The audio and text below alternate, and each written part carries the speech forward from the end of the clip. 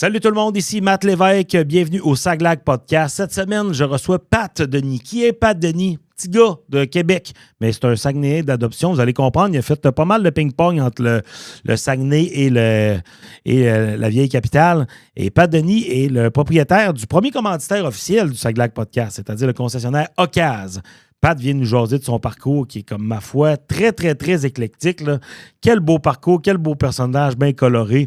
Pat vient nous parler de sa job dans le milieu carcéral. Il vient nous parler qu'il a vendu des souliers chez Sears et il vient finalement nous parler de sa business qu'il a fondée, qui s'appelle Ocase, qui vend des véhicules d'occasion, puis en tout cas, qui fait de l'exportation de véhicules, puis qui a une belle clientèle bien flyée. C'était vraiment un podcast très intéressant pour un gars qui n'est pas un gars de char comme moi, là. J'ai réussi à embarquer puis à être suspendu aux lèvres de mon invité. Sérieusement, vraiment intéressant. C'est un gars qui a de la jasette, puis c'était vraiment, vraiment un podcast qui était cool. Si jamais vous voulez venir voir mon one-man show, parce que ça se peut que vous ne le sachiez pas, mais je suis un humoriste. J'ai mon one-man show qui s'intitule Grunge, qui se promène un peu partout ce printemps. Le 23 avril, je suis du côté de Kiwakwa aux Escoumins. Le 24 avril, je suis au Centre des congrès de Sept-Îles. Le 25 avril, je suis à l'Ouvre-boîte culturelle de Bécomo. Le 8 mai, je suis au Bordel Comedy Club de Montréal et le 9 mai, je suis au Patriote Comedy Club de Saint-Eustache. Je vais aussi profiter de l'occasion pour plugger peut-être une petite tournée qui va être annoncée un peu au printemps ou à l'automne. Bref, il est temps pour moi de faire du rodage, de placer ma nouvelle heure de matériel. Et je suis justement en train de sortir ça. J'ai du bon matériel, mais ça a besoin d'être joué. Et je vais partir probablement faire des spectacles avec Dominique Pelletier. Qui est Dominique Pelletier? Ben, c'est devenu un ami dans la dernière année. C'est quelqu'un que j'admire vraiment beaucoup. OK? Je trippe dessus bien raide. Si j'avais jamais écouté du Caravane, allez-y. Peut-être vous me voyez porter des chandails de Caravane ici et là. C'est un band francophone qui vient de la ville de Québec qui est incroyable. Dominique a aussi un projet qui s'appelle Bonanza qui vient de lancer son nouvel album. Et moi puis Dom, on a décidé on a essayé une petite formule l'autre fois qui mélange humour et musique et on s'en fait parler juste en bien. Et on s'est dit, Chris, on pourrait peut-être donner un second souffle à cette expérience-là. Puis on va probablement faire des petites dates là, ce printemps et cet automne. Fait que si vous voyez ça, sautez sur l'occasion. C'est vraiment on va mélanger pendant tout le long du show. Je vais venir faire un peu de matériel. Dom joue 3-4 tunes. Je reviens faire du matériel. Dom rejoue 3-4 tunes. Fait qu'on va vraiment passer de l'humour à la musique. Puis ça va vraiment être intéressant comme show.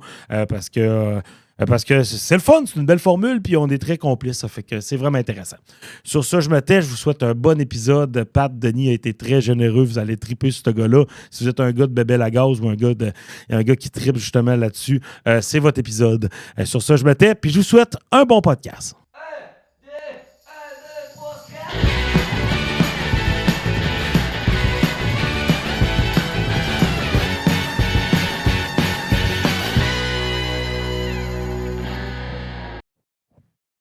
On est en onde?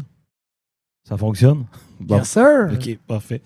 On va checker l'heure. Merci beaucoup d'être là. Excuse pour les problèmes techniques. On a encore eu un bug avec, je sais pas, on a vidé la carte mémoire tout à l'heure et puis ça a donné que, je sais pas, moi, je connais rien à ça. Puis moi, une fois que c'est starté, là, je suis là. Merci beaucoup à Thomas qui nous a aidé à starter tout ça. Fait que merci beaucoup d'être le premier commanditaire, justement, du Saglag Podcast. On sait que ta business a commandité le podcast, puis fait que merci beaucoup d'avoir commandité cette saison-là. Ben, plaisir, mon ami, puis merci de me recevoir. C'est comme le deuxième volet de la chose. Tu sais, moi, je viens ici, puis je suis un fan en partant. Je viens rencontrer l'organisateur du convoi de la liberté. Tu comprends? Là, oh non, pas ça. Ah oui, ça. Malheureusement, en tout cas. OK. Moi, je suis déjà un groupie. Tu sais. Déjà fan de ça, OK, c'est merveilleux. Mais ce que je voulais savoir, toi, on va parler de ta business, tout ça, mais c'est la première fois que tu viens jaser de ta business dans un podcast ou... Ben, indirectement, non, parce que moi, je co-anime un podcast qui s'appelle Traces de break avec Richard Turcotte, Seulement des grandes gueules, puis José, c'est Carl Nadeau, mon chum Carl Nadeau, qui est coureur automobile. OK. Fait que nécessairement, par ricochet, on a un peu parlé de ma business-là, malgré que c'est pas moi qui avais le temps de glace principal. Là, OK. Fait qu'on va dire oui et non. On fait un bémol là-dessus. Oh, OK, je me rappelle que quand on avait jasé de t'inviter, David m'avait dit ça, Traces de break, puis on avait un gros fou rire au téléphone. C'est Carl qui a trouvé ce nom-là. On a fait un débriefing un moment donné, puis une espèce de plaque à l'épaule, on trouve des noms, puis le kit, puis il dit on devrait appeler ça Traces de break. Mais break, tu sais, comme prendre la pause, pas break comme dans le fond de tes Ouais, culottes. ouais. En tout cas, ça a été accrocheur, puis ça a marqué. Il n'y a rien d'autre qui pouvait me sortir de la tête. Il y a quand même le jeu de mots, puis tout est là. Un invité à tous les semaines, puis du milieu artistique qui est lié au monde de l'automobile et ou de la passion des voyages motorisés et ou de... Tu comprends des. OK. Tout tourne autour de ça, dans le fond. Tout tourne autour de ça. Okay, fait qu'avec le réseau, puis Richard, qui agit comme médiateur-animateur, Carl qui agit comme professionnel de la conduite automobile, puis moi qui agit comme le gars qui raconte la marque des histoires. C'est correct, ça. Chacun son rôle, puis tout se complète. Ouais, exact. Okay. Hey, je voulais savoir, on va y aller avec ton parcours, puis je fais tout le temps ça. Là, on fait un podcast d'environ 60 minutes, puis on va passer ton parcours au peigne fin. Fait que toi, t'es pas originaire du Saguenay-Lac-Saint-Jean. Moi, je suis originaire natif de Québec. OK. On peut dire, ça fait combien de temps que tu es ici? Et ça, juste ça mérite 5 minutes. Là, mais moi, mon père était militaire, fait que je suis né à Québec, mais quand j'ai eu 1 an, j'ai déménagé ici jusqu'à 4. J'ai redéménagé à Québec jusqu'à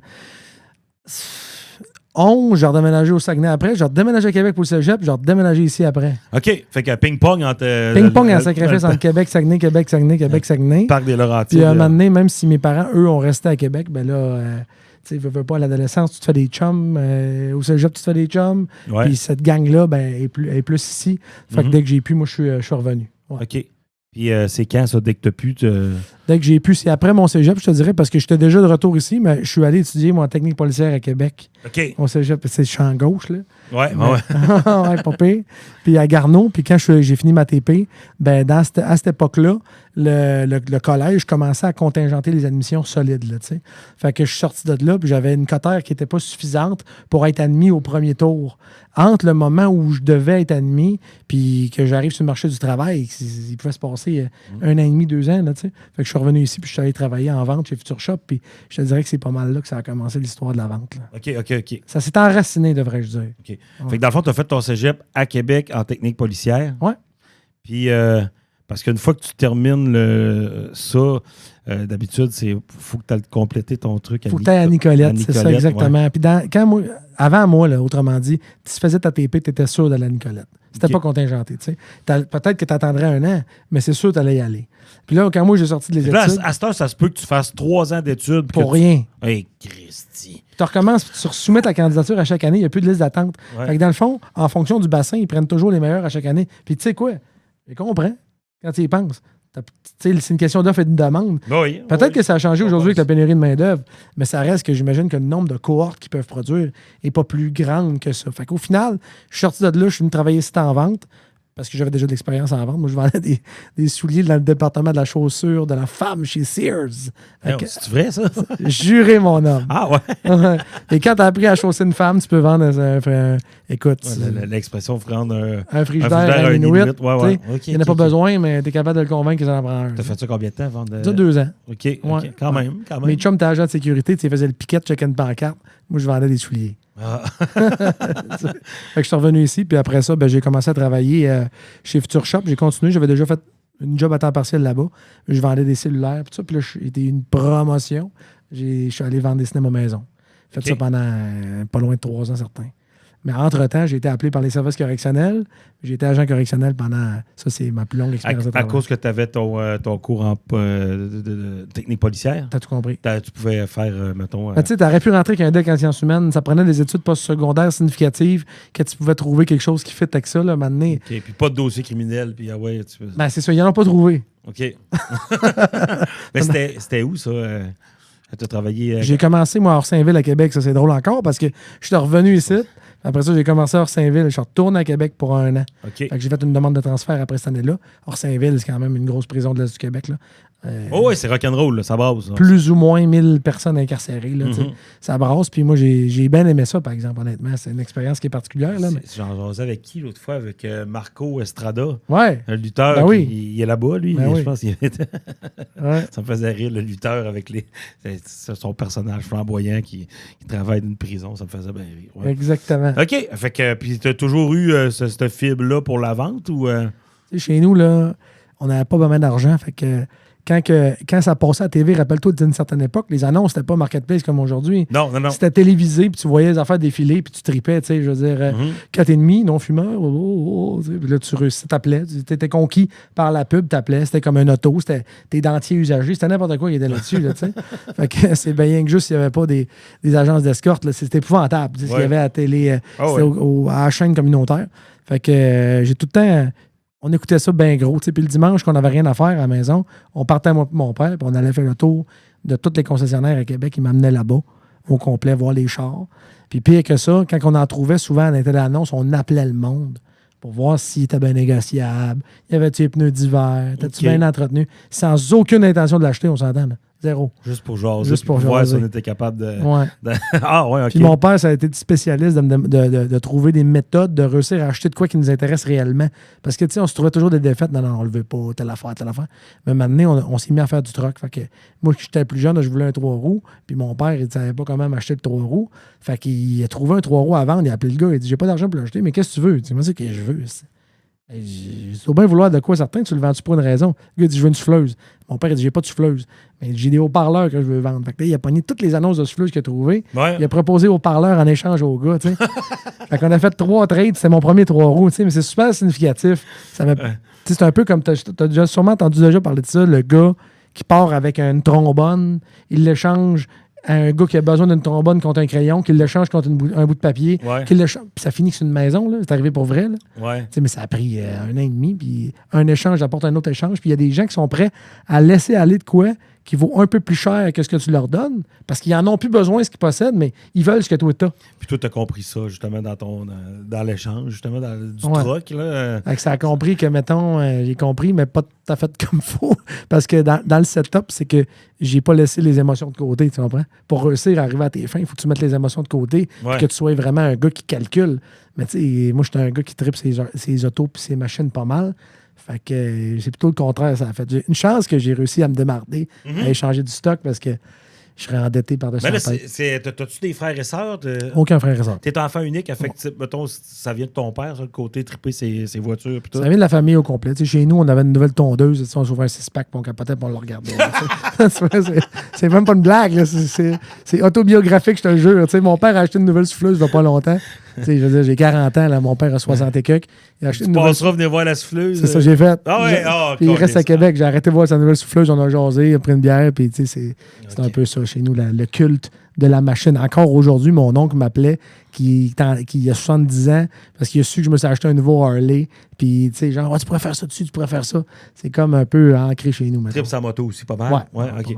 Fait que là, tu reviens dans le fond au Saguenay, tu travailles, là, tu es retourné travailler à agent correctionnel puis pour finalement revenir au Saguenay après ça. Oui, parce que là, moi, tu comprends que j'étais vendeur ici, j'étais rendu plus vieux, je me suis fait une blonde, mais là, j'ai été appelé par Québec. Fait que je suis allé travailler à Québec, mais dès que j'avais des lofages, je remontais ici pour vivre ma vie là, avec mes amis, ma blonde, etc. Tout ça. Puis dès que j'ai eu l'opportunité, j'ai fait une demande de transfert. Puis je me suis fait transférer à l'ancienne qui n'existe plus, prison de Chicoutimi, qui est juste à côté des studios de Chicoutimi. Avant que ça ferme, puis que Robertval ouvre. Oui, c'est ça, ça a été à Robertval. OK. Puis après ça, moi, j'ai fait ça ici. J'ai été transféré sur papier à Robertval, mais j'étais vice-président responsable des griefs des accidents du travail pour le syndicat des agents de la paix en service correctionnel du Québec à Montréal pour les 4 dernières années. Fait que même si j'étais basé physiquement ici, je ne travaillais pas ici, j'étais rendu à Montréal d'un bureau du syndicat, puis je m'occupais de tous les griefs, accidents puis les accidents du travail. C'est quoi, tu voyageais encore entre Montréal puis ici? Non-stop. Dernière année, j'ai fait 96 000 km, genre, c'est dégueulasse. Ben écoute, un humoriste sur la route, ça doit ressembler à ça. Ben, pas 96 000. Non, c'était intense, là. Oh, non. Mais tu sais, toi, tu t'as fait de la route, c'est sûr, nécessairement, parce que avec ton métier, mais je représente des prisons de Percé à Hull, à Amos, à Sept-Îles. À Port-Cartier, oui. Port-Cartier, c'est fédéral, fait que c'est un pénitencier, mais il y a 18 prisons provinciales. Fait que t'es toujours partout. Puis à l'époque, il y avait 2700, 3000 agents. Fait que, puis tu ne pouvais pas le faire par parce que tu restes... Le titre que tu avais, c'était les plaintes puis les griefs. Mais c'est pas local, parce que, tu sais, un moment donné, il y a un exécutif syndical dans chaque prison. Puis au-dessus de cet exécutif-là, il y a un exécutif provincial. Moi, j'étais élu sur le provincial. Okay. Fait que nous autres, comment tu t'es ramassé avec ce job-là? Et ça, c'est... Parce que tu étais agent correctionnel. J'étais agent correctionnel. Il y a une offre qui passe, tu postules puis tu l'as ou... C'est pas une offre. Dans le fond, moi, je suis rentré à la prison de Chicoutimi. Il y avait 100 quelques employés là. Puis j'arrivais de Québec. Fait que j'avais un peu comment je te dirais ça? À Québec, c'est une grosse usine, là. Il y a 450 agents, il y a 1000 bandits, ça roule. Tu comprends ce que je veux dire? Les repas, tu ne carries même pas ça. Comment il y a de lunch qui se sert là par jour, tu sais. Fait que nécessairement, pour c'est pas des grosses sentences à Québec, hein? C'est-tu... tu as toujours 54% de la clientèle qui est prévenue. Fait que toi, si tu commets un crime sur le territoire de la Ville-Saguenay, un meurtre par exemple, tu vas rentrer obligatoirement en prison provinciale en attendant de subir ton procès. Puis ton procès, il peut prendre 2-3 ans à finir. Là. Fait que c'est des bonbons mélangés. Ceux qui sont sentencés, c'est 2 ans moins 1 jour. Ça, c'est ferme. Ils sont dans une aile qui leur est propre normalement. Puis les autres qui sont en attente de subir le procès, là, ça peut être un gars qui a volé un 25 cents ou quelqu'un qui a décapité quelqu'un. C'est mélangé. Bon. C'est bonbon mélangé pas mal. Quand je suis rentré ici à la prison de Chicoutimi, il y avait un clash entre les conditions de travail que moi, j'avais à Québec avant puis celle-ci. Mon statut, c'était temporaire, mais je me disais, Chris, c'est pas écrit de même dans la convention. Puis là, les vieux étaient là. La convention, de quoi la convention? Nous, on a négocié des ententes, puis c'est comme ça que ça roule, tout le kit. Fait que finalement, au lieu de chialer, je me suis monté un exécutif, puis je me suis présenté contre le président syndical en place. Fait que j'ai été élu, moi, comme président syndical à la prison de Chicoutimi ici. Puis qu'un moment donné, à force de faire la job, puis d'aller dans les comités provinciaux, le provincial m'ont dit que tu ne serais pas intéressé à monter plus haut que ça. Fait que j'ai postulé au provincial. Fait que là, ça veut dire j'ai fait le tour de 18 prisons du Québec. Je suis allé présenter mon plan, ce que je voulais faire, puis pourquoi, puis comment. Puis que je voulais être responsable de coécrire ou de corriger les glitches dans... C'est une convention collective, là. Quand tu travailles pour une PME, j'en ai une PME. C'est pas nécessaire généralement. On est 22, on se fait un meeting, on se parle, on s'arrange. Quand tu es 450 000 fonctionnaires au Québec, là, puis quand tu es 3 000 dans une branche, là, c'est un autre game. C'est un autre game. Il faut que tu paramètres ça parce que les gens prennent des fois pour acquis certains avantages que l'employeur leur a donnés par respect pour eux, mais à l'inverse, l'employeur prend pour acquis certaines pratiques qui pourtant le contraire est écrit dans la convention. Fait que je me suis présenté à Montréal, puis faire une histoire courte, j'ai été élu, puis j'avais 27, 28 ans, j'avais le syndrome de l'imposteur bien raide, mais je pense que j'ai fait une bonne job, puis ça a été drôle à dire, mais c'est mon tremplin pour me lancer en affaires. Parce que quand tu es là-bas, c'est plus lundi ou vendredi 8 à 4, tu assis dans un bureau. C'est, tu prends ton agenda, book-toi des rencontres, puis va rencontrer les gens qui sont lésés, va rencontrer les avocats. 90 jours par année, tu es au palais de justice à plaider devant le tribunal pour les dossiers sur lesquels tu t'es pas entendu. Fait qu'éventuellement, ça te donne confiance, puis tu es aussi habitué de parler avec du monde professionnel. Puis c'est une sorte de vente, mais c'est carrément ça. J'ai fait des deals à des millions du monde qu'on a sauvé, qui ont, je sais pas, me donner un exemple, un débrayage illégal. Les employés sont dehors, sont pas contents, l'employeur les calisse tout à la porte. Éventuellement, il faut que tu réintègres ces gens-là, puis tu deals, tu négocies concrètement la vie professionnelle de des gens. C'est de la vente. C'est pas plus de la vente que ça. Oui, mais la pression doit être incroyable. Ça doit être un job de fou, ça, quand même. C'est un job de fou solide. Puis là, après ça, tu fais ton 4 ans, puis à un moment donné, ça te... C'est un mandat électif de 4 ans, puis moi, au terme de ce mandat-là, j'ai décidé de ne pas me représenter, puis je me suis dit, écoute, tant qu'à avoir le tremplin là, tu sais, moi, je pars du principe, j'étais à la prison, je sors de la prison, je m'en vais à Montréal, je représente plein de monde, puis là, je dis que c'est fini. Je reviens-tu à la prison ou j'ai assez d'ancienneté pour prendre un sans-solde, puis j'essaierai pas de faire d'autres choses. Parce que parallèlement à ça, j'ai toujours aimé les autos. Puis vu que moi, je travaillais à Montréal, exemple, genre, je partais du Saguenay, style le dimanche après-midi, je montais à Montréal pour coucher, pour être là le lendemain. Puis le vendredi soir, je redescendais, peu importe j'étais où du Québec, tu sais. Fait que là, j'ai comme dit, écoute, moi, les chars que je possédais, que j'avais de la misère à vendre au Saguenay, je roulais avec, montais à Montréal, je les affichais là-bas, puis il y avait une bonne réponse du marché.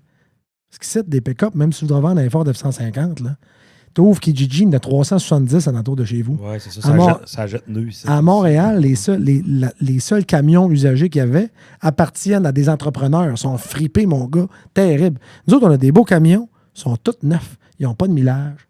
Puis en plus, tu comprends ce que je veux dire? Fait que ils sont super attrayants pour le marché là-bas. Fait que je montais des pick-up à Montréal. Puis un coup que j'ai vendais, je descendais des Audi, des BM, des Mercedes de Montréal ici. Parce que là-bas, il y avait plein d'offres, mais ici, il n'y en avait aucune. Fait que j'ai commencé à faire ça pendant que j'étais là-bas. C'est comme tu faisais le chemin inverse, dans le fond. Je veux dire, il y avait de l'offre. Ici, il n'y avait pas d'offre pour les pick-up, il y en avait là-bas. Puis, ici, pour les voitures plus luxueuses, il n'y avait pas d'offre. Fait que tu débarquais. OK. Ça a commencé de même tranquillement pas vite. Ça a commencé de même tranquillement pas vite. Le bureau était moins grand.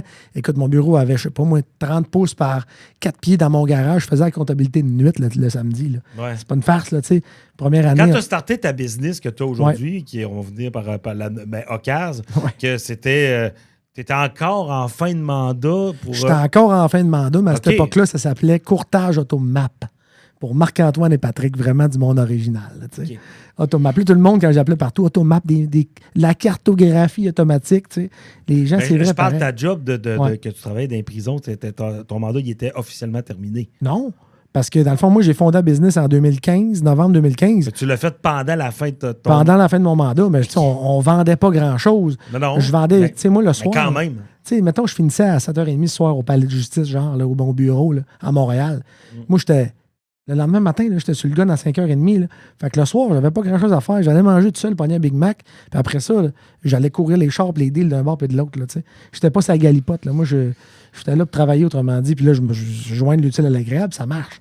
Fait que ça arrondit le fin de mois. Puis tu sais quoi, le pire? C'est que j'ai pas fait ça pour faire de l'argent au début. Avant d'ouvrir la compagnie, j'ai fait ça parce que faire 95 000 km, c'est ton char d'une année. Là. Ouais. Puis personne n'en veut. Là. Achète-toi un char neuf, 2025, là. Fais 100 000 kilos pour essayer de le vendre l'année prochaine. Ça va être limite. Dans 2 ans... C'est pas beaucoup de millage tant que ça non plus. Je comprends, mais tu sais, surtout pour du monde de la région. Ouais. Le monde font 10-12 000 km par année ici. Là, c'est ça. Fait qu'avec 100 000 km, un char neuf, ta valeur aussi, c'est parce que tu payes ton char, mettons, à cette heure, puis tu chars en bas de 40 000, tu le payes 40. Ouais. Après 1 an, 100 000 kilos, il vaut 22, puis après 2 ans, 200 000 kilos, il en vaut 7. C'est épouvantable. Fait que moi, j'ai commencé ça chute assez vite, à me garder un inventaire de chars personnel pour jamais perdre d'argent. Fait que je m'achetais des chars bas millage succession, genre, tu sais, là. Ouais. Puis je roulais avec ça, montais à Montréal, puis je faisais du millage. Puis un coup que j'avais fait 20 000 kilos, bang, je le mettais à vendre. Puis là, ben, j'ai récupéré mes billes, tu sais. Ouais, OK. C'était ça. C'était étourdissant, pareil, à cette époque-là. Moi, te l'avouer. Quand est-ce qu'à un moment donné, tu fais go, à la fin de ton mandat, tu dis go, je me lance là-dedans. T'étais co-actionnaire t'es copropriétaire avec quelqu'un d'autre? Oui, exactement. J'étais copropriétaire 50-50 avec Marc-Antoine Cloutier, mon associé. C'est-tu encore le cas aujourd'hui? Non, on est rendu 3, mais on a vendu des parts après ça. Mais tu sais, quand j'ai dit je me lance, à un moment donné, je parle à Marc. Marc, il restait à Alma. Moi, je restais à Alma aussi. Une fin de semaine, il vient super à la maison. Je dis, mon mandat fini, on le laisse dessus, tu sais. Bon, la réponse est là. Puis je pense que je serais capable de pas me payer un gros salaire, mais tu sais, je veux dire, je diminue mes conditions terribles. Là. Sauf que je pense qu'on pourrait vivre avec ça, puis on verrait si c'est louable, tu sais. Puis on a commencé, puis en faisant ça, au même moment, c'est en 2015, je m'en souviens encore, l'Office de la protection du consommateur est venu régir le courtage automobile, puis ils ont dit, il faut que tu prennes ta licence de commerçant. Fait que là, en prenant ta licence, ben c'est un autre game, là, parce que là, il faut que tu mettes 100 000 en garantie, il faut que tu appelles à l'OPC, il faut que tu prennes une assurance, il faut que... Tu sais, c'était pas comme... Au début, Matt Lévesque se cherche un troc. Moi, je faisais le lien entre Matt puis, on va dire, Perron-Ford. Tu comprends? Okay. Toi, tu voulais un camion. Moi, je disais, mais écoute, ce que tu cherches, Matt, il y en a un là. C'était l'intermédiaire entre le client et le concessionnaire. Il y a beaucoup de monde, là, Matt, là, qui ne veulent pas commencer à magasiner d'un bord et de l'autre. Parce que, un, ils n'ont pas d'intérêt. Parce que, deux, ils ne connaissent pas ça. Parce que, trois, ils n'ont pas le temps pantoute. Il y a un agenda professionnel qui ne permet pas. Juste des gens qui travaillent de nuit. On a tout le temps peur aussi de se faire avoir. Ouais, exactement. Tu sais, quand la fameuse situation classique d'aller chez le garagiste puis qui te dit j'ai fait ça, puis tu fais comme hey, finalement, j'avais pas besoin de faire ça si je me connais un peu. Exactement. Ouais. Okay. Fait que tu sais, puis pour acheter un char neuf, ben, c'est quand même la deuxième plus grosse dépense que quelqu'un peut avoir dans une vie à part une maison. Ouais. Fait que moi, j'aidais les gens à magasiner. T'sais. J'ai tout le temps fait ça. Maintenant, à force de l'acheter, moi, là, avant d'ouvrir Ocase, j'ai eu 74 chars à moi. Total. C'est une maladie mentale, mon histoire. Là. 74? Ouais, c'est une maladie mentale assumée. Ah, puis je te compte pas les 4 roues, les 3 roues, puis les skidoo, tu ferais une dépression. Ouais. Mais tu sais, fait que là, maintenant, ben, je dis, ton voisin, ta nièce, ton cousin, ton frère, ta soeur, ton père, ton mon oncle, te demandent tout. Ils voient que t'es débile, fait qu'ils te demandent tout. Ouais, là, au party de Noël, n'importe quel, tu vas souper chez eux, ils disent, je voudrais changer mon char, je me suis fait faire un prix pour telle affaire. Là, tu lui dis, t'as-tu pensé à ça, pensé à ci, pensé à ça? Puis là, maintenant, ben, ça vient avec les prix montent. Fait que là, la réflexion vers le neuf est devenue vers l'usager. Puis vers l'usager, ben, tu achètes souvent en fonction de la revente déjà. Okay. Fait que là, c'est là que j'ai développé une certaine expertise. Puis que éventuellement, je l'ai essayé de me laisser. Et finalement, ça a été tout qu'un périple, on va se le dire. Là. Mais, sacré dans le vide, tu parles de démarrer ton entreprise. Mais tu sais, il veut dire, c'est pas culturel pareil. Moi, j'ai 40, là, mais avant ça, nos parents, là, lâchaient une job avec un fonds de pension. Non. À boîte à lunch, mais avec des bonnes conditions de travail. J'étais rendu, je gagnais bien ma vie là-bas, moi, là, tu sais. Ouais. Fait que, puis ma blonde était infirmière, moi. Fait qu'on se voyait une fin de semaine sur 6, c'était dégueulasse. Là, non, c'est sûr. Fait que c'était un peu ça aussi. On a eu un enfant. Puis l'arrivée de cet enfant-là fait en sorte qu'à un moment donné, j'aimerais ça qu'on se voie plus. Comment on pourrait se voir plus? Je travaillerai pas moins. Je gagnerai clairement pas plus, mais au moins je vais être à la maison, puis ça va permettre de stabiliser les choses.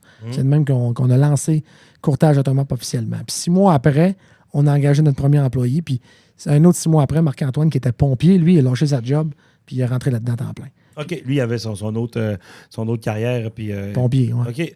Mais est-ce que vous étiez Courtage... dis-moi le nom. Courtage Automap, oui. Automap. Est-ce que c'est dans les mêmes locaux que Ocase en ce moment? Partout. C'est dans mon garage chez nous, Alma. Ça, c'est OK. non. C'est là que tu faisais ta comptabilité de oui, dans le bureau, t'es gros comme rien. Puis là, maintenant, au début, j'avais pas d'inventaire. Mais quand je te disais que le fils de la protection, c'est ça que tu commences à avoir des véhicules. Ça, là, ça prenait des véhicules. Fait que là, moi, la ville autorisait à ce que j'ai un bureau, mais pas un espace de vente, là. Fait que moi, je disais, je vends rien là. Je transite par chez nous. Fait que j'avais tout le temps 8-10 chars dans la course, c'était épouvantable. Les voisins étaient bien smart puis tolérants, honnêtement, parce que je faisais aucune mécanique, aucun bruit, puis pour de vrai, je donnais pas rendez-vous des clients. Là, c'est juste que dans le paysage, c'est comme bizarre dans un quartier résidentiel que le gars, il a 12 chars. Il a toujours l'air d'avoir un party de Noël. Là. Tout le temps. Tout le temps. Fait que, puis là, un moment donné, il est venu, justement, le problème, c'est qu'on est devenu un peu plus populaire, disons ça comme ça, puis ça a pris une place d'affaires, tu sais. Puis là, ça a été la conséquence logique de commencer à magasiner une place pour faire de la business. Puis à Alma, on est allé visiter, c'est pas une joke, là, je pense que c'est 15 ou 16 bâtisses. Aucune n'avait l'autorisation municipale pour vendre des autos.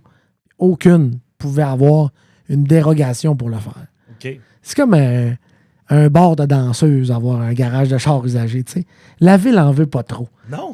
Je pense que c'est l'image du vieux pédaleur qui se ramasse pas. Ouais. OK. Tu comprends-tu? Le gars qui accumule des vieilles carcasses. Des cochonneries, puis tu sais, que c'est tout croche, puis que ça respecte pas les lois sur l'affichage, puis que c'est pas si pop que ça. Tu sais, je veux dire, je pense à Curé Labelle, la 117 à Laval, là. Tu fais 1 kilomètre ou 2 là-dessus, là.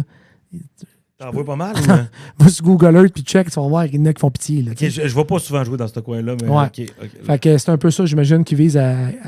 Puis là, maintenant, bang, tombe sur cette bâtisse-là, une bâtisse finie, mon gars. Finie en lambeaux, là, tu sais. Quand il mouillait dedans, il y avait un arc électrique bord en bord, c'était épouvantable.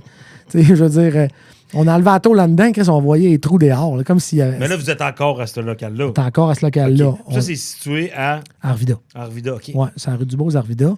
Proche de chez Arnold Chevrolet, à côté de chez Pneus Ergué, maintenant proche de chez Saguenay Mitsubishi. Tu sais, c'est vraiment...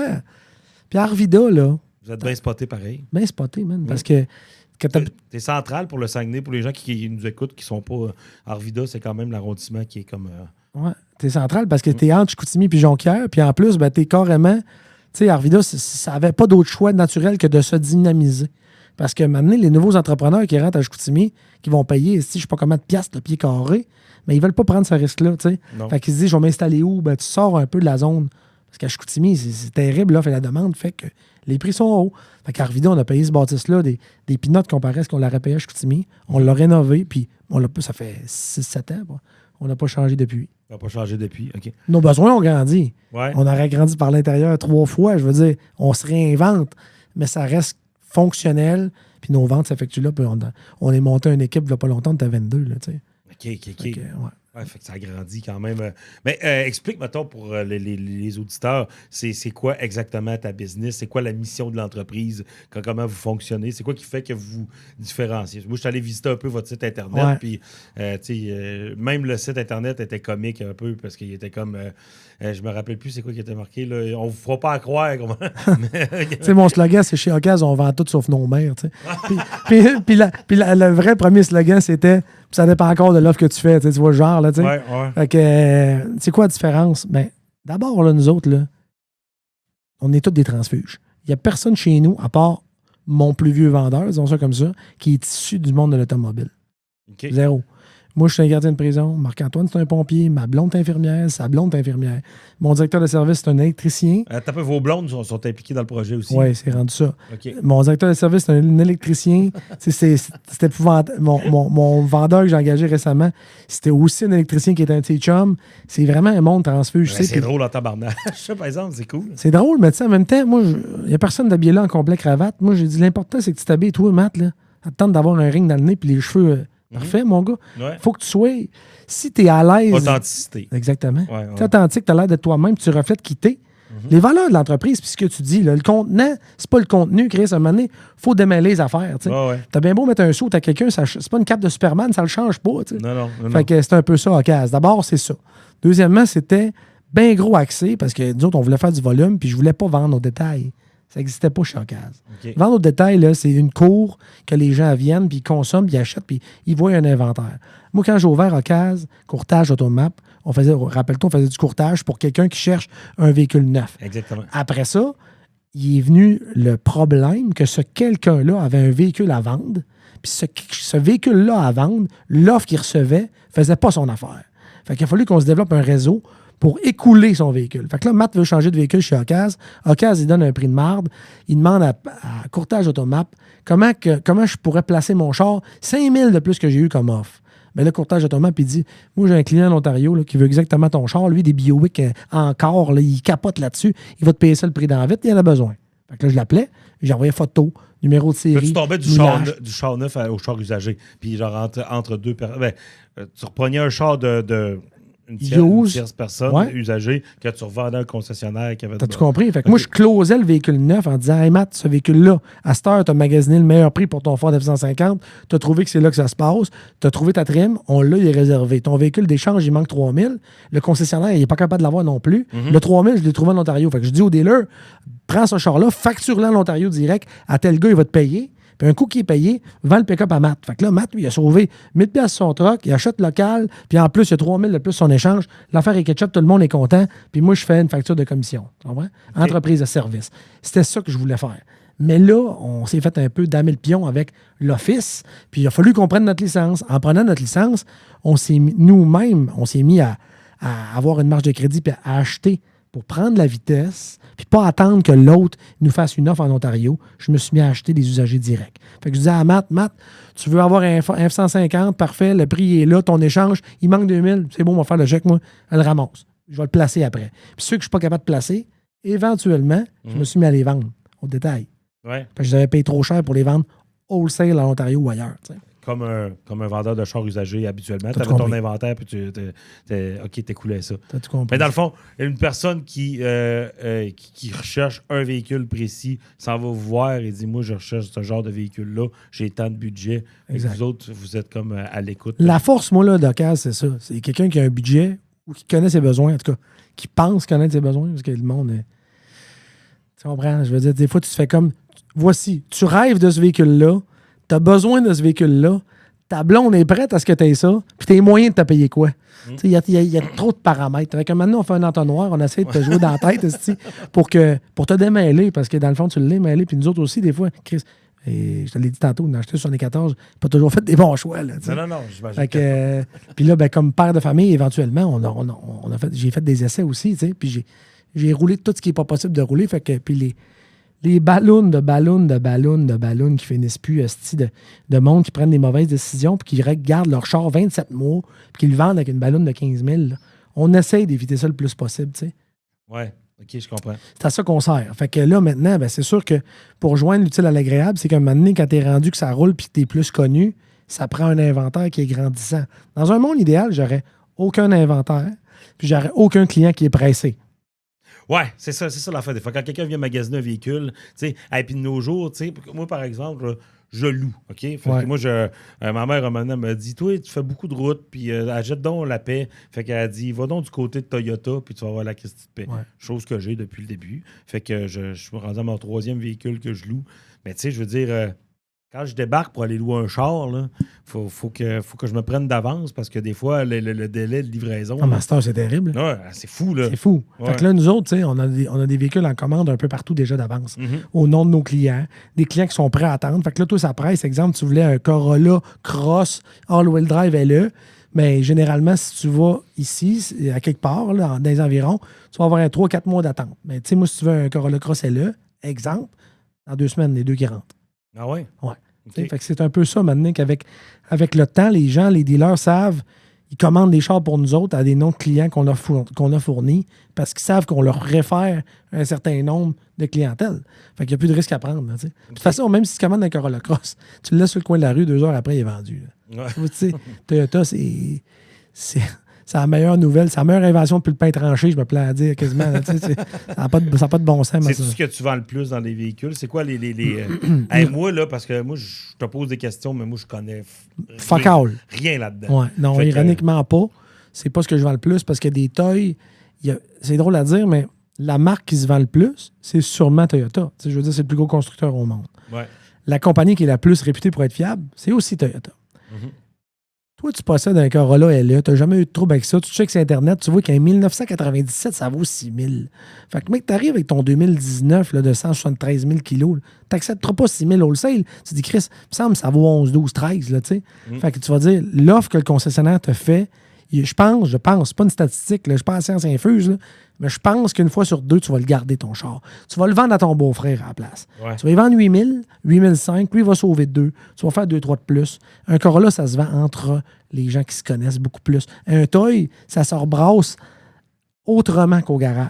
Ouais. Parce que ça traîne pas. Justement, si tu achètes un Buick encore, tu le mets sur Marketplace, l'année prochaine, on va se parler, il va être là. T'sais. Moi, ils le reprennent puis ils me disent laisse-moi ça, là, de toute façon, ça va partir. Oui. J'avais un RAV4 l'autre fois, puis il dit je sais pas dans combien de temps ça va être parti, mais ça t'offre pas longtemps. Mais c'est la meilleure affaire pour eux autres. Ils s'approvisionnent à même les gens qui veulent louer. Toi, tu te casses pas la tête, tu le rapportes. Mais imagine comment c'est une bonne affaire pour eux. Ton char, tu l'as payé, mais il n'a jamais déprécié à la vitesse que tu l'as payé. Mm-hmm. L'équité, si tu fais un millage normal, tu as ramassé de l'équité dans ton char. Même si tu payes 600 par mois, il y a des. Le monde dit comment coûte ton char, coûte 600 par mois. Non, il ne coûte pas 600 par mois.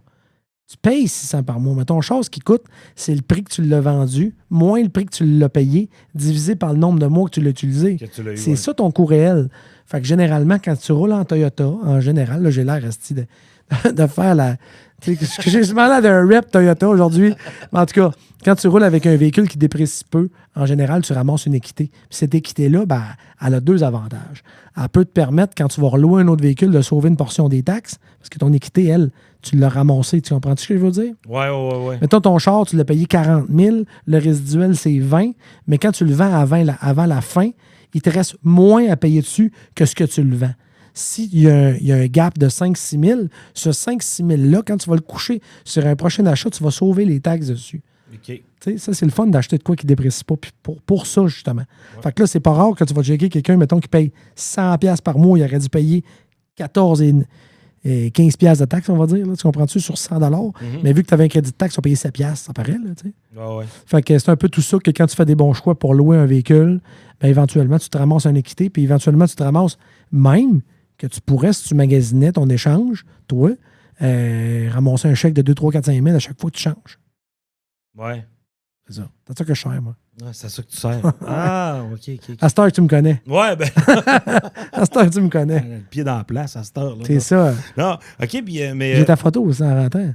C'est vrai? Grandeur nature, mais non. Mais non. La photo de Kevin, le camionneur. Faites affaire avec. Non, mais ce que je voulais savoir, c'est pourquoi vous en faites. C'est-tu quelque chose qui t'a déjà intéressé? Faites la location de véhicules ou. Nous autres, là, tu sais, dans le fond, si tu ferais ça, là, la location de véhicules, là, le manufacturier il subventionne l'inventaire, il paye pour. T'imagines-tu, là, moi, là, si toi, tu viens me louer un char, là, un résiduel, mettons, un char vaut 100 000, mais le résiduel, c'est 50. Mais si je te fais un chiffre, un gros chiffre, mais quand même, ça veut dire que si je te loue un véhicule, je supporte 50 000. 2 véhicules, je supporte 100 000. Okay. 3 véhicules, fait que je supporte tout l'argent, ça n'a pas de bon sens. Là. Ouais. Les autres, c'est parce qu'ils ont des poches sans fin, puis parce qu'ils ont des plans de gros, puis parce qu'aussi les institutions financières leur prêtent. Ils ont des marges de crédit de plusieurs centaines de millions qui font en sorte que leur crédit, ne te le prêtent pas de leur poche. La différence est financée par une banque. Ils payent un taux d'intérêt plus bas que ce qu'ils te chargent. Ouais. Fait qu'en plus de faire de l'argent sur le char qu'ils te vendent, ils font de l'argent sur le rendement de la différence qu'ils te financent. C'est brillant, là. Oui. Tout est pensé. Mais quand tu parlais tantôt que tu avais un inventaire ça ressemble à quoi, mettons? Y a-tu pas mal de chars? Je veux dire, vous en tenez-tu un bon inventaire tout le temps? Moi, normalement, j'essaie toujours de me tenir. Ça dépend d'eux. Parce que, tu sais, mettons, à l'époque, on sort d'une pandémie mondiale. Là, je veux dire, à un moment donné, tout le monde avait de la misère à s'approvisionner. Mais non, ça a été des années difficiles pour ta business? Incroyable. Les dealers de neuf, il n'y avait plus de chars d'un cours. Ils ont fait leurs plus grosses années. Les dealers de use, on a crevé de faim sur un méchant temps pour deux raisons. Parce que moi, j'avais fait l'erreur de mettre 95% de mon entreprise était basée sur l'exportation. Moi, c'est ça ma spécialisation. Pourquoi tu dis que les vendeurs de neuf, eux autres, ils étaient... pourquoi pendant la pandémie, ça a marché comme ça? Ben, parce que toi, tu voulais un véhicule. Fait que là, tu allais à ton concessionnaire. Il ne l'avait pas dans le cours. Tu donnais un acompte pour être sûr de l'avoir. Ouais. Fait qu'il ne payait pas tant que tu ne le payes pas. En partant, il sauvait, je ne sais pas combien de milliers d'intérêts.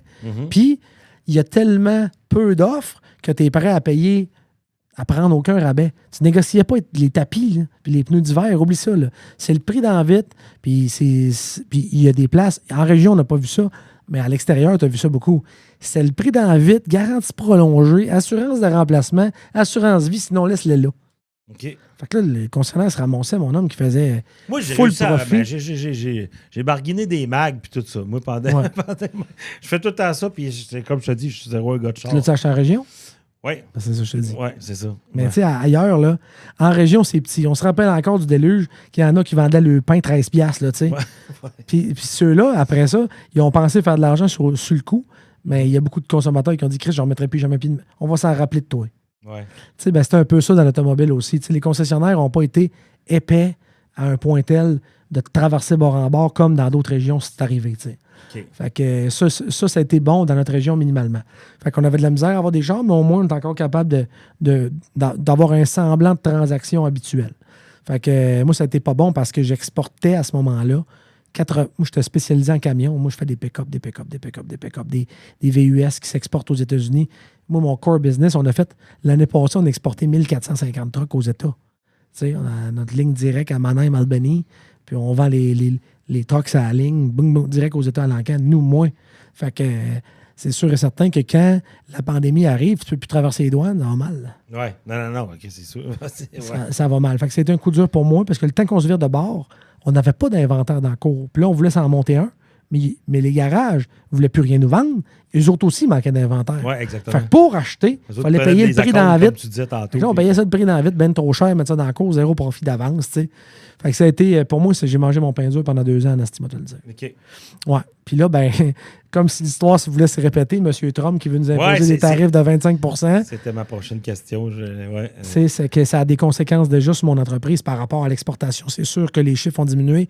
Peu importe qui faisait ça en tant qu'exportateur, mais t'es sur le qui-vive, là, tu sais, je veux dire, c'est 25%, là. C'est un truck à 100 000 aux douanes qui est en attente d'avoir ses papiers parce que tu peux pas traverser un véhicule aux États-Unis comme ça te tente. Il faut que ça reste 30 jours aux douanes, là, tu sais. Le char qui est aux douanes pendant 30 jours, là, si pendant ce délai-là, Trump décide qu'il passe une loi à 25%, ton truck à 100 000, il faut que tu graphiques un chèque de 25 pour le passer l'autre bord. Mais si t'en as, comme moi, j'en ai 70-80 aux lignes, et si t'en as 70-80 à 50 000 chaque, c'est des millions, il faut que tu signes. N'importe quelle entreprise meurt instantané. En ce moment, vous êtes comme dans l'incertitude, comme plusieurs business. Fait que tout le monde prend du recul, on exporte de moins en moins, nos chiffres diminuent d'exportation, on est en train de voir. T'sais. À part les gigantesques de ce monde qui pourraient se permettre d'avoir des pénalités de dizaines de millions, mais ça m'étonnerait, honnêtement, que leur volume ne soit pas, heureusement. J'avais appris de quoi, moi, après la pandémie, c'est que dorénavant, il faudrait s'approvisionner pour avoir des véhicules au détail dans le cours qui étaient de qualité puis prêts, puis on l'a fait. Fait que moi, aujourd'hui, même si l'exportation diminue, oui, il y a un peu de conséquences, mais ça reste que... Tu vas rééquilibrer ça avec tes ventes au détail. Ben oui, on s'enligne vendre 500 chars au détail cette année, c'est quand même bon. Là, gaz Arvida, man. C'est underdog, là. C'était ça, là. Fait que chez nous, on a une belle clientèle qui vient puis qui veut revenir puis qui nous réfère les gens, tu sais. Moi, c'est sûr que c'est une fierté mal placée, là, mais pour nous autres, la réputation, c'est bien important. T'sais, moi, je suis pas C'est pas un vendeur de char, tu comprends-tu? C'est correct, je traite le monde. Parce que Dieu sait que ça peut avoir une mauvaise presse en maudit. Là. Je veux dire, on en parlait tantôt du peddler, là, le vendeur. Hey, j'ai quelque chose pour toi, mon ami, puis tout. Là, tu fais quand même, avec les bas de caisse remplis, saluréthane, mis du fiberglass, puis repeinturé par-dessus après. Fait que, puis déjà, je pense qu'il y a un préjugé défavorable envers les commerçants automobiles en général. Fait que nous autres, on essaie de sortir de ça en disant il n'y a pas de caissier chez nous, je te montre le rapport d'inspection, je te montre le prix que j'ai payé le char, je te montre d'où ce qui vient, je te montre s'il est accidenté, puis je te dis c'est quoi qui est raisonnable que je fasse comme profit. Après là, si tu ne veux pas m'en laisser, une transaction, ça implique deux parties. Il faut que ça fasse l'affaire des deux. Moi, je suis bien transparent, pas de cachette. Ça ne traverserait pas, mais il faut que je vive. Ouais. C'est un peu ça l'idée d'Ocase. C'est ça qui fait que ceux qui ont adhéré à ça capotent. Puis en même temps, ben, tu as comme le deuxième volet. Tu as le volet intense, Pat Denis. Ça veut dire que si tu viens chez nous et t'embarques dans ma secte, c'est quasiment ça, ben éventuellement, moi, je me plais à dire que tu peux rouler un char sans que ça te coûte une scène, jamais. Si tu achètes les bonnes affaires. Mais tu sais, le monde, nous, on travaille fort. Puis là, tu sais, je veux dire, on vit dans un monde capitaliste. Fait qu'on veut tout se faire plaisir. On veut pas entendre ce qu'il faut se faire dire. Moi, je veux le nouveau modèle. Tu sais, je veux la nouvelle Apple Watch. Puis je veux le nouveau Jeep parce qu'il a changé de grille. Puis là, moi, mon rôle, puis mon but, puis ce que j'ai fait avec mes amis, ma garde rapprochée, mes clients fidèles, c'est que maintenant, ben, on a commencé à essayer de flipper des chars pour soit faire de l'argent ou soit pas perdre une scène, ce qui est déjà magique. Ouais. Parce qu'un auto, c'est une dépense. Si tu le prends, le char. Oui. Si tu réussis à rouler un char 2 ans, pas perdre une scène noire, c'est le fun. Très le fun. Parce que les paiements que t'ont fait, ils vont tous dans tes poches. Fait qu'à la fin, tu te ramasses 10, 12, 15, 20 000 piastres que tu peux coucher sur un autre, tu recommences. Puis au bout de 3-4 ans, tu te ramasses que ton char il est 100% clair. Tu as un char à 50 000 payé dans le cours. Fait que c'est ça que j'essaie de faire le plus possible. Je me distingue-tu? Ben écoute, les clients pourront le dire, mais je veux dire, moi, c'est... Ben, le temps file, mais j'ai 2 questions à te poser. Je veux savoir, ça ressemble à quoi la clientèle cible qui va chez Ocase? Ça ressemble à quoi, mettons, ta clientèle? As-tu un profil de client ou c'est pas mal... De moins en moins. Monsieur, madame, tout le monde? De moins en moins. Parce que... La réputation est faite. Puis, La réputation est faite, mais c'est parce qu'au début, pour faire ma pub, moi, j'ai pas mis une crise de scène de pub pendant 5 ans. 0 $. Pas une pièce. Tout le monde met 300-400 pièces de pub par char. Moi, j'ai mis tout le temps 0. Mais pour me faire entendre parler de moi, ce que j'ai fait, c'est que j'ai acheté des Ferrari, des Lambo, des Porsche de débiles. J'ai mis ça, c'est pour d'abord me faire plaisir. Ouais, mais la maladie mentale. C'est ça, exactement. Puis deuxièmement, ben, c'est que ça a créé... Tu sais, aujourd'hui, les médias sociaux, c'est un outil fantastique. Ça a créé une communauté autour d'un brand. Ça s'appelle pas Automobile Patrick Denis, ça s'appelle Ocase. Fait que le monde, avec un logo d'Ocase, avec une vibe d'Ocase, avec un lifestyle d'Ocase, puis les gens se sont mis à suivre Ocase. Si bien qu'à un point, tout le monde pensait qu'Ocase, c'était une vendre des chars de luxe, tu sais. Ouais, fait que là, j'ai arrêté Quand tu as acheté ces véhicules de luxe-là, tu as dû avoir du weareux sur un moyen temps qui viennent genre... Je le disais au monde. Ouais. Si tu veux pas acheter, viens faire ton tour, on est bien smart. J'avais un call, mon homme, 3 portes pleines de bière là-dedans. Je donnais de la bière à tout le monde. C'était comme... Le monde, je savais juste pas... Les garages qui sont fermés le vendredi venaient faire un tour chez nous. J'avais un salon en arrière avec un PlayStation et une TV. Le monde venait jaser, tu sais. Ah ouais. C'était ça, moi, le but. C'était d'aller à la rencontre de monde qui tripe ses chars, pour vrai. C'est ça, le côté humain. Pour essayer de me sentir moins débile. Ouais, OK. J'essayais de trouver un frère spirituel, tu sais, brother from another mother. C'est bon. Pas trop, là. C'est bon, OK. Fait que t'as-tu eu une clientèle cible à un moment donné qui c'est finalement monsieur, madame, tout le monde vient ou ça a toujours pas mal été ça? Parce qu'au début, t'avais des curieux à cause que tu disais que tes choix de publication avec tes chars de luxe. Oui, exact. Mais là c'est rendu monsieur, madame, tout le monde. Puis c'est exactement ce que je voulais parce que maintenant, si tu vends un véhicule à un gars qui a plus de moyens, mettons, parce que c'est des chars de luxe, où ben lui, là, il y a un enfant qui va acheter un char à 10 000. Ouais. Puis lui, il a une sœur qui veut se faire référer parce que son frère connaît ça. Puis elle avait un char à 21 000. Puis, fait que là, j'avais pas d'offre pour ces gens-là. Ouais. C'est là que maintenant, on s'est dit, il y a Martin Gauthier là, qui a beaucoup d'expérience. Martin, c'est l'organisateur du salon Automoto à Chicoutimi, ça fait 20 ans. Puis Martin est dans la vente automobile. Son père, c'était un collectionneur de chars. Puis un moment donné, Martin, il a perdu son poste chez le groupe L'Ami Junior. Il était directeur, je pense, général de toutes les marques, la division usagée là-bas. Puis quand j'ai su qu'il était disponible, j'ai appelé Martin et j'ai dit, il me semble qu'il n'y a pas de meilleur fit que ça. C'est un maniaque de chars comme moi. À un point tel qu'il organise des événements, des rencontres. Ça tente de te joindre à l'équipe? C'est là que ça a changé pour nous autres. Ça a été un game changer parce que lui, il veut pas, il arrive avec un bagage de l'automobile que moi, j'ai pas. Puis as-tu traîné sa clientèle? Il a traîné une partie de sa clientèle, mais une partie de ses amis. Puis à un moment donné, au fil du temps, au Saguenay, ben, mettons que tu as 100 clients, ben, ces 100 clients-là, ils te suivent partout. Tu sais. Puis à un moment donné, ils amènent le frère, le soeur, etc. Puis vu que nous autres, c'est une entreprise pour laquelle tout était à faire, ben moi, je peux juste être gagnant à rentrer du nouveau monde là-dedans. Là, tu sais. Fait que c'est comme ça. Le bouche-oreille était très fort. Le bouche-oreille était très, très, très, très, très, très bon, très fort. Puis les avis Google puis Facebook, j'ai vendu des chars. Le monde ne crée pas à ça. J'ai vendu des dizaines de chars dans l'Ouest canadien à des anglophones. Ben, premièrement, parce qu'il y a quasiment personne au Saguenay qui parle anglais. C'est triste, mais c'est ça. Moi, je parle anglais. Mon père était militaire. Fait que je parle anglais. C'est un avantage que j'ai. Oui. Mais j'ai affiché des chars dans l'Ouest, puis on les vend. Puis les gens, ils savent pas on est qui l'occasion. Mais quand ils me le disent, te le disent tout. Ils vont checker les commentaires. Google, Facebook, c'est quoi les avis? That's it. Ils checkent les avis. Puis vous autres, c'est très positif. J'ai 4.9 puis 5 partout. Okay. Parce que l'objectif, c'est... Après ça, je rentre le char, je fais une vidéo, j'envoie ça. Même s'il est minuit, j'y réponds. On va-tu lui, il est 9 h. Moi, on est comme un peu flexible. Disons ça comme ça. Fait que les gens se sentent sécurisés, puis j'ai vendu des tonnes de chars dans le Il y a un bon service après-vente aussi. Souvent, tu gardes un contact avec... Tu sais, Matt, tu veux t'acheter un T-shirt, tu vas au magasin, tout le monde se fait le cul pour t'en vendre. Ouais. S'il découle des manches après une semaine, tu vas retourner à la place que la dernière fois que tu as eu un problème avec, qui te l'a remboursé ou bien qui te l'a échangé. Oh oui, je comprends. Oh, oui. Tu vas dans un magasin maintenant puis il fait comme, ben là, t'as dû faire de quoi d'intense puis de compliqué. Hey man, j'ai 40 ans, j'ai pas pris mon temps pour venir chez vous un vendredi après-midi pour changer mon T-shirt à 40$. Tu as un problème de qualité, tu sais. Fait que tout ça pour démontrer mon point que tu distingues les hommes des petits gars dans le service après-vente. Pour moi, c'est là l'enjeu. Okay, ouais. Puis j'ai payé des... Je te dis pas qu'on est parfait, tout le monde faut qu'il s'améliore, mais j'ai payé des chars, des dossiers pour lesquels jamais j'aurais dû payer, juste pour que le client soit content. Après ça, le libre à moi de décider si je veux lui en revendre un ou pas. Mais au moins, il ne me fera pas mauvaise presse puis il va être satisfait de comment je l'ai traité, ce client-là. Ouais, toi, c'est ça. Toi, une fois que le close est fait, tu sais que tu as fait ce que tu avais à faire. Je me couche aussi en me disant, je veux dire, on a toute une conscience puis un âme à un moment donné. Fait que faire du cash, c'est beau. Mais que toi, là, comment tu aimerais être traité? Toi. Ouais. Puis le monde, ils le disent des fois, mais je pense pas qu'ils le font tout le temps. T'sais. Fait que nous autres, on le fait. Est-ce que tu as déjà été ce gars-là aussi à magasiner tes 74 chars? Je suis encore pas mal. Ouais, je l'ai encore pas mal. Ouais, c'est ça. Je m'achète encore des voitures, même si j'en ai. Je veux dire, des voitures. J'ai un entrepôt, moi, à une époque pas si lointaine, j'avais un entrepôt de 10 000 pieds carrés à Chicoutimi, full de machines. 10 000 pieds carrés, c'est grand, là. Je veux dire... Machine, auto, moto... Ma maladie mentale était beaucoup axée sur les 3 roues. À une époque, j'en avais 113 one-shot. Les 3 roues? Ouais. OK. Ouais. Moi, j'étais un amateur. Ma vraie passion... Ça se fait plus des 3 roues? Non, c'est justement ça qui est hot. Ça se fait plus. Fait que t'as du Big Red au pied carré. Exactement. Mais tu sais, moi, maintenant, c'était tout le temps... Mettons, j'achète, je vais dire un Big Red parce que tu m'as nommé ça, mais j'achète un Big Red 86. Il est plus dur à trouver parce que le siège est gris.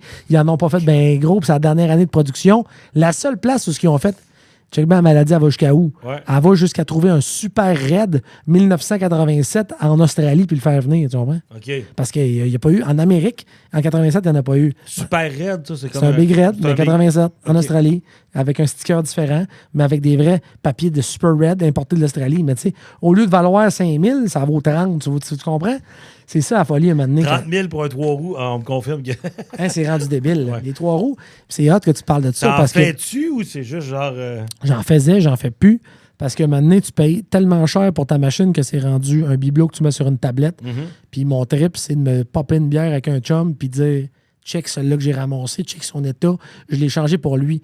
Un de mes chums, parce qu'à un moment donné, je me suis. T'en as encore, là, des 3 roues? J'en ai plus, j'ai tout vendu. OK, t'as tout vendu. À cause de la pandémie. Okay, One shot, au même gars. T'en avais combien, tu dis? 113. Ouais. J'avais une des plus grosses. 113 3 roues. Ouais. C'était comme un musée, Chris. C'était ça mon objectif. Je voulais faire un musée, moi. Ouais. Puis avec le COVID, ben, les 2 chums entrepreneurs qui voulaient embarquer là-dedans, ils ont enlevé le volonté financière là-dedans. Je me suis ramassé avec 113 machines.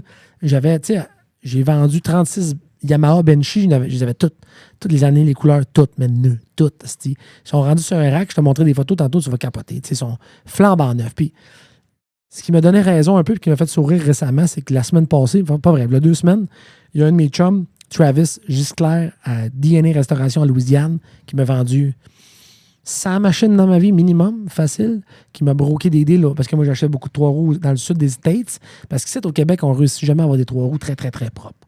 Avec... c'est tout le temps boiteux dehors. Tu vas rouler avec un 4 roues ou un 3 roues, la boîte, elle se colle sur le châssis, puis éventuellement, ça pourrit, ça... Tandis que les autres, ils roulent dans le sable. En Californie, man, le 3 roues, il est neuf. C'est pas 4 saisons. C'est ça. Tout souvent, on va le sortir aussi quand il va rester la petite neige. C'est le moment le plus fun d'en faire. Oui, puis là, première affaire, rappelle-toi, moi, je me rappelle de Bruno Lemieux qui venait d'avoir son Benchy flambant en 2001, quand j'étais encore à Apolli. Il sort son Benchy, il arrive chez nous. Il n'y a même pas de déclenché encore. On crisse du tape ses ailes, on prend le buffer, on coupe les 2 ailes pour faire comme une machine de course. T'sais. On vient de saccager le patrimoine. Monte ça n'a pas de torque.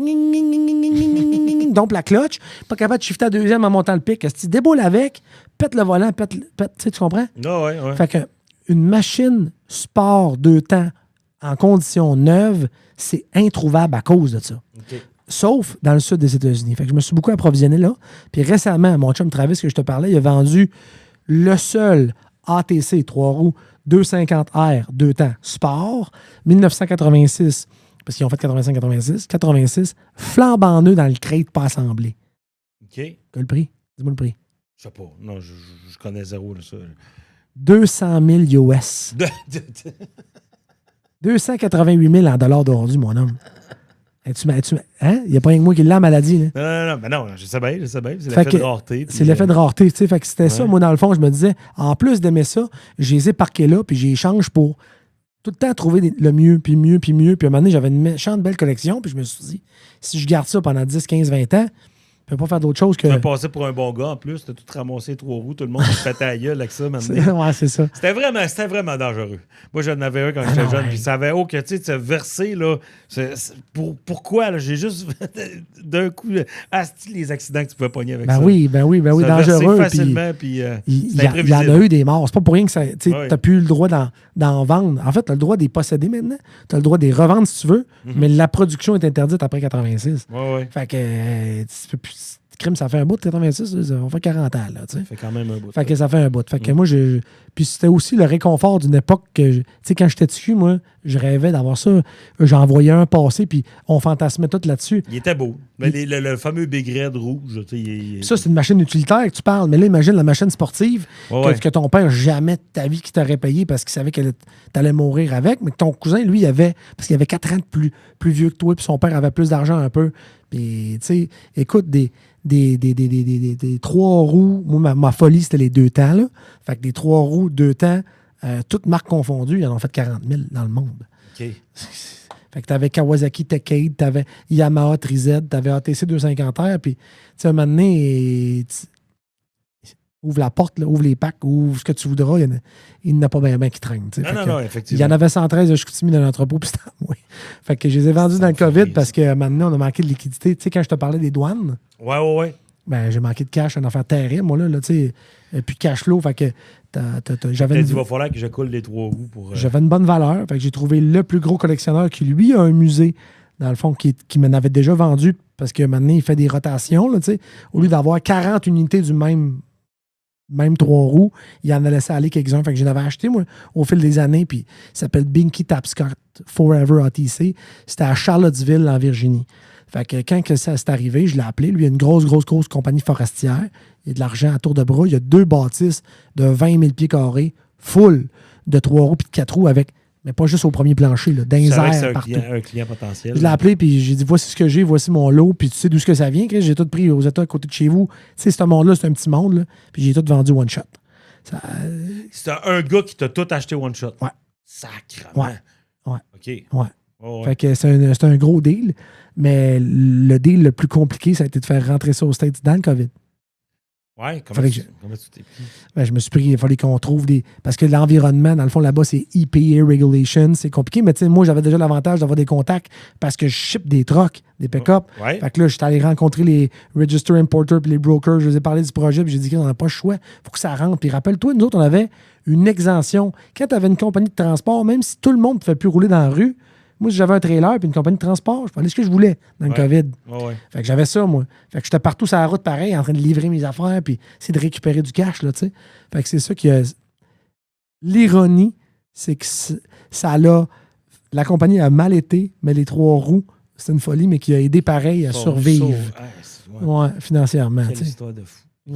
Quand même. OK. Hey, en terminant, qu'est-ce que tu remarques du changement? Je ne veux pas qu'on rentre nécessairement dans les véhicules électriques. Qu'est-ce que tu remarques du marché automobile en ce moment? C'est quoi ce qui devient populaire? C'est quoi y a des choses qui reviennent à la mode? Je sais que. C'est drôle que tu me parles de ça parce que pas plus tard que la semaine passée, Chrysler a annoncé qu'ils allaient réintégrer le V8 dans le véhicule. Il y a beaucoup de manufacturiers qui commencent à prendre du recul et à dire. Nous autres, là, la date de 2035 d'électrification, oublions ça. D'abord parce que le réseau électrique mondial n'est pas prêt à subir tous ces véhicules électriques-là.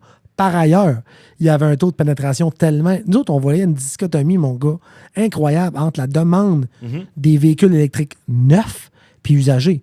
Neuf, ça se vend. 6 mois d'attente d'en avoir un, il n'y a pas longtemps. Usagé, t'en as un encore, personne ne voulait. Pourquoi? Parce que... ce qui influençait beaucoup le consommateur, c'était la subvention gouvernementale. Au Québec, tu sauvais 12 000 un char neuf. Quand tu achetais un char neuf, tu avais 12 000 C'est une partie du fédéral, une partie du provincial, mais mis ensemble, ces programmes-là étaient super avantageux, surtout si tu compares avec l'Ontario, par exemple, qui, elle, avait aucune mesure provinciale. Fait que toi, tu achètes ton char au Québec, Chevrolet Bolt flambant neuf, tu as 12 000 de rabais, tu te dis de bord, tu vas le vendre en Ontario, 4 000 de moins qu'un neuf en 30 secondes. Ouais. Mais toi, tu l'as payé 7 000 de moins qu'un neuf. Ouais. Fait que tu étais capable de faire de l'argent, tu sais. Fait que ça, maintenant, c'est venu nous rattraper quand on a arrêté de vendre de fournir des subventions. Ça a vraiment donné une petite claque au marché. Moi, j'ai toujours dit, même dans le podcast que je co-anime, j'ai dit, pour moi, l'avenir, c'est le PHEV, c'est l'hybride branchable. Ça veut dire que toi, au quotidien, tu ne mets pas une scène de gaz, tu rayonnes, on va dire en moyenne maintenant. Les chars hybrides branchables ont presque... Tout dépend toujours de tes besoins, mais c'est effectivement, si tu es quelqu'un qui fait un petit peu de grand route, des fois, ben là, tu vas avoir besoin de tanker. C'est ça. Mais là, des fois, si tu genre ton véhicule pour aller au travail, moi aussi, je suis bien d'accord avec ça. 90% du temps, tu le prends en ville, tu ne mets pas une scène de gaz. Quand tu vas aller à Québec, tu ne fais pas non plus d'insécurité que l'étape, parce que les bornes ne seront pas en fonction, parce que ça arrive. Puis j'arrive de la relâche à Québec, puis tu avais un line-up de 60 les 3 chars électriques. C'est pas une joke, là, en vidéo, c'est épouvantable. Tu sais, quand tu roules, tu es retardé. Fait qu'est-ce que c'est une mauvaise décision? Non. Mais moi, je pense que les consommateurs sont plus prêts à prendre non plus, tu sais, juste tous les désavantages. Parce que là, il y avait un gros avantage financier qui n'est plus là. La dernière affaire, c'est que des compagnies comme Tesla, par exemple, qui ont les compagnies pour réussir à écouler, même Ford a fait ça avec le Mach-E, pour réussir à écouler leur inventaire de véhicules électriques non vendus après la perte de croissance, ils ont pris le PDSF puis ils ont dit au monde, regarde, on te fait un rabais de 10 000. Le marché d'usager vient de mourir, mon homme. Là. Toi, tu viens d'acheter ton Tesla flambe en nul là, puis que 2 jours après, il baisse de 18 %. Ta valeur de revente, c'est quoi? Nul. Fait que là, tu te ramasses peut-être avec une ballonne une fois, peut-être que tes besoins ont changé, tu vas être obligé de le vendre, mais tu ne feras pas la même erreur 2 fois. Un char électrique, c'est un peu comme un appareil électrique. Fait que si le nouveau modèle sort, l'ancienne version perd énormément de valeur. Fait que moi, je dis aux gens, l'électrique, la meilleure place pour acheter, c'est le marché de l'usager. Il n'y a pas grand monde qui en demande. Fait qu'un char électrique dans le cours chez nous, tu peux payer ça 50 % de rabais par rapport à un neuf après 2 ans, même pas. Oui. Ça sort vite, ça reste pas longtemps. Est-ce que tu en vends beaucoup, là, des hybrides comme ça? Ou, Des hybrides branchables, j'en vends beaucoup. Des électriques, j'en vends pas beaucoup pour les raisons que je t'ai parlé. Ici, on est quand même un climat assez hivernal, on va se le dire. Non, c'est tough. Fait que, l'autonomie, veut pas. Nous autres, on n'a pas de borne de recharge partout. Il y a beaucoup de monde qui font, pas de la grande route, mais qui font, qui vont à Alma, aller-retour l'hiver, avec un char qui a 350 kg d'autonomie. Tu tombes à 200, c'est tête, là, tu sais. C'est tête, puis des fois, tu arrives dans un petit village, puis tu sais, ils sont pas encore... il manque encore de développement pas mal pour assurer les conducteurs de chars 100% électriques. Nous-mêmes, le premier, on a acheté un Volvo V60 Polestar, puis c'est 84 km d'autonomie branchable, mais tu as une tank. Fait que mon partner avait ça. Moi, je roule avec un véhicule électrique daily, là, parce que je reste à côté de la job, puis j'ai plusieurs chars, mais je veux dire... Ça fait tout bien, c'est à côté, c'est en ville. Chicoutimi, c'est grand comme le fond de ma poche, fait que c'est parfait. Mais généralement, là, hybride branchable, Mitsubishi Outlander, PHEV, mon gars, on en vend mieux. Incroyable, mais c'était le premier à le faire en 2016. Il n'y avait pas grande autonomie, il y avait comme 40 km, mais c'était le seul qui en offrait une. Puis là, tu vois toutes les compagnies plus luxueuses un peu qui viennent avec une autonomie 100% électrique. Fait que moi, je pense que la demande, là, je le sens, là, c'est ça. OK. Bon, Christy. Puis tu penses-tu que, dernière petite question, tu penses que le vintage aussi est fait pour revenir là-dedans? Parce que je disais ça tantôt, on était tous devant la TV, puis on a vu, ils ont comme fait le Westphalia version électrique. Le ID-Buzz, c'est drôle, je suis allé le voir tantôt, mais ça assis dedans chez Vaux tantôt. Ouais. Ouais, mais c'était. Mais tu sais. Il y a des couleurs assez flash, mais. Il était noir, celui-là. Ouais, c'est ça. J'ai vraiment trouvé beau, celui-là. Ouais. C'est bien réussi. C'est pas rien qu'un beau clin d'œil. C'est une belle. Tu sais, mais ils viennent de sortir le Dodge Charger 100% électrique aussi. Est-ce que le vintage. Moi, je pense que le vrai vintage, moi, les chars que je possède dans mon entrepôt à moi, c'est tous des vintage. J'ai pas un char neuf là-dedans. Parce qu'il y a deux raisons. C'est à l'abri de la tempête, le vrai vintage. Ouais. Même si le marché change, ta valeur que tu as consentie sur un véhicule de 1988, ça ne bougera plus. Tu sais. Puis c'est sûr et certain que même, je te dirais que ça va prendre de l'argent. Tu sais, mais est-ce que là, les compagnies commencent. C'est pas toujours une question de design, c'est aussi une question de nom. Et ils ramènent le Hornet. Hornet, là, ils viennent de faire ça, FCA, ça n'a pas si longtemps que ça. Fait que oui, ils ramènent des noms. La Mustang Mach-E, tu l'as vu, le ID-Buzz, qui est l'ancien Westphalia. Ouais. Ils n'arrêtent pas de... C'est comme donner un second souffle à un vieux truc pour les nostalgiques, là, je sais pas, là, mais version... Ben, c'est parce que la force du nom et la réputation aussi d'un véhicule qui a été construit, une Porsche 911, là, ça, c'est l'exemple que tu pourrais... Tu sais, je veux dire, à un moment donné, ta frais... Tu mettrais le nom sur une pancarte dehors, le monde paierait 100 000 pour. Ouais. Juste parce que ça s'appelle Porsche 911. Ouais. Il y a un culte autour de cette marque-là, autour de ce nom-là qui est incroyable. Ouais. C'est plus le constructeur qui attire, c'est le modèle. Puis avec le Westphalia, c'est ça. Ouais. C'est un West, encore à ce jour, comment il y a de tripeux qui s'en vont en West, faire la Californie, puis ça leur coûte 20 000 avec le moteur défoncé, puis ils le font refaire pareil, puis ils n'ont pas de clim là-dedans, ça sent le patchouli, puis ils ont plus belle expérience de leur vie. Oui, exactement. Fait que le modèle est rendu plus gros que la marque. Fait que ça va toujours rester que les compagnies vont tirer avantage de tout ça, puis réintégrer des noms. Ça partira jamais, c'est sûr. Puis moi, j'en suis le premier content. C'est juste que ceux qui ont connu cette époque-là analogique, qui ont connu les vrais modèles, est-ce qu'ils sont attirés par les nouveaux? Peut-être pas. Non, peut-être pas. Non, c'est vrai. C'est vrai, mais j'ai l'impression que quelqu'un qui a toujours rêvé d'avoir un Westphalia. Moi, le premier, quand j'ai vu le noir passer l'autre fois à TV, j'ai fait moi, parce que moi, pour aller faire des spectacles, des fois, tu as le choix de dormir dans un motel miteux que tu dis, je me fais avoir. C'est ça. Puis là, tu fais comme je pourrais dormir dans ma vanne, puis je serais bien content. Ben oui, tu serais bien content. Mais tu sais, rendu là, tu sais, aujourd'hui, tu checkeras comment ils vendent les chars. Check les pubs de chars. Les pubs de chars, aujourd'hui, ils ne disent plus 254 cylindres, 224 chevaux. Non. Voici l'écran, voici les commodités, voici l'espace, puis voici le brand, puis le nom du char. Ouais. Fait que nécessairement, les stratèges s'en vont vers où tu dis prendre un nom fort, le mettre de l'avant, puis bonder le char de gadgets et de commodités et d'ergonomie. Mais tout le monde se fout, contrairement aux années 80, des specs. Personne ne check ça. Comment ça a d'HP, puis comment ça a de livres de torque, puis personne ne check ça. Es-tu beau? C'est la performance avant. Es-tu un bel écran? Ouais, c'est ça. Es-tu Bluetooth? Ouais, ben. Bon, ben, merci beaucoup, Pat, d'être venu jaser. Puis, c'était belle fun. Ben, 113 3 roues. On revient comme pas encore. Moi, je suis comme. Fait que si les gens vont aller. Vous êtes bien forts sur les réseaux sociaux, vous êtes là. Ouais. Fait que allez voir Ocase. Ocase sur Facebook, le petit logo du flamand, là, le flamand rose. Là. Je te raconterai ça dans un autre podcast, pourquoi que c'est venu comme logo, si tu veux. OK, parfait. Oui, ça marche. On met ça. Merci, Ben.